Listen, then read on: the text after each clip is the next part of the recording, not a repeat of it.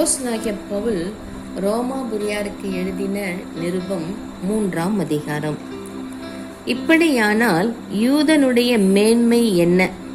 விருத்த சேதனத்தினாலே பிரயோஜனம் என்ன? அது எவ்விதத்திலும் மிகுதியாயிருக்கிறதே.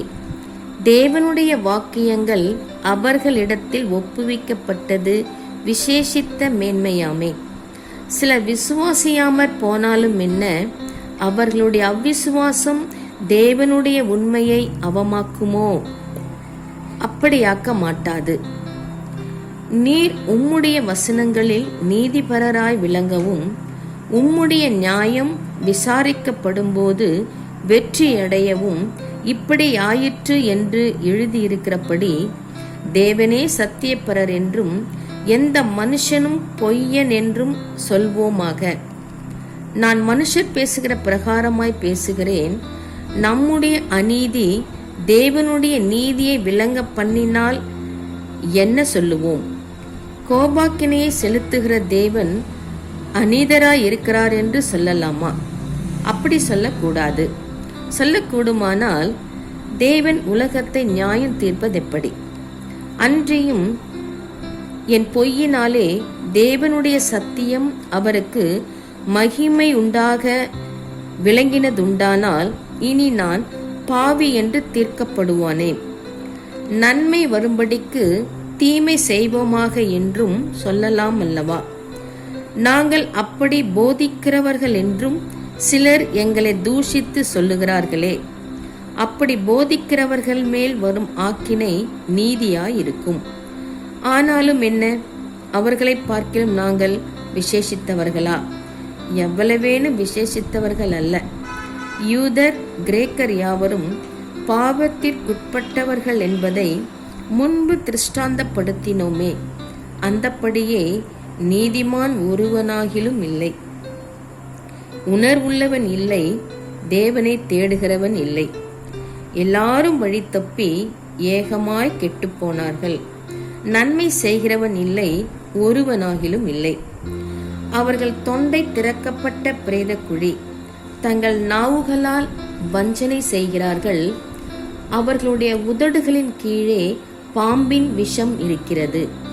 அவர்கள் வாய் சபிப்பினாலும் கசப்பினாலும் நிறைந்திருக்கிறது. அவர்கள் கால்கள் இரத்தம் சிந்துகிறதற்கு தீவிரிக்கிறது.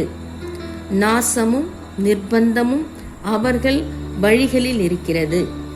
சமாதான வழியை அவர்கள் அறியாதிருக்கிறார்கள்.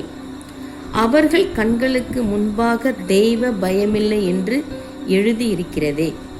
மேலும் வாய்கள் யாவும் அடைக்கப்படும்படிக்கும் உலகத்தார் யாவரும் தேவனுடைய ஆக்கினை தீர்ப்புக்கு ஏதுவானவர்கள் ஆகும்படிக்கும் நியாய பிரமாணம் சொல்லுகிறதெல்லாம் நியாய பிரமாணத்துக்கு உட்பட்டிருக்கிறவர்களுக்கே சொல்லுகிறதென்று அறிந்திருக்கிறோம்.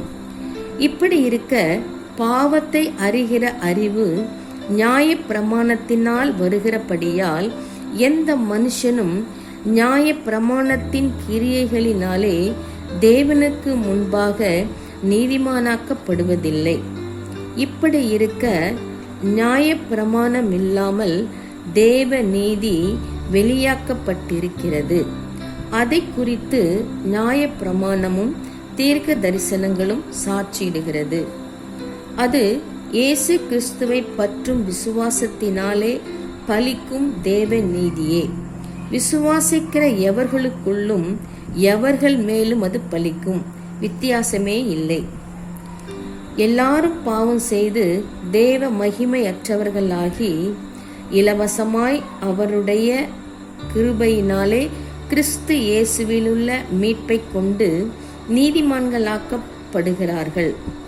தேவன் பொறுமையாயிருந்த முற்காலத்தில் நடந்த பாவங்களை தாம் பொறுத்து கொண்டதை குறித்து தம்முடைய நீதியை காண்பிக்கும் பொருட்டாகவும் தாம் நீதியுள்ளவரும் இயேசுவினிடத்தில் விசுவாசமாய் இருக்கிறவனை நீதிமானாக்குகிறவருமாய் விளங்கும்படி இக்காலத்திலே தமது நீதியை காண்பிக்கும் பொருட்டாகவும் கிறிஸ்து இயேசுவினுடைய இரத்தத்தை பற்றும் விசுவாசத்தினாலே பலிக்கும் கிருபாதார பலியாக அவரையே ஏற்படுத்தினார்.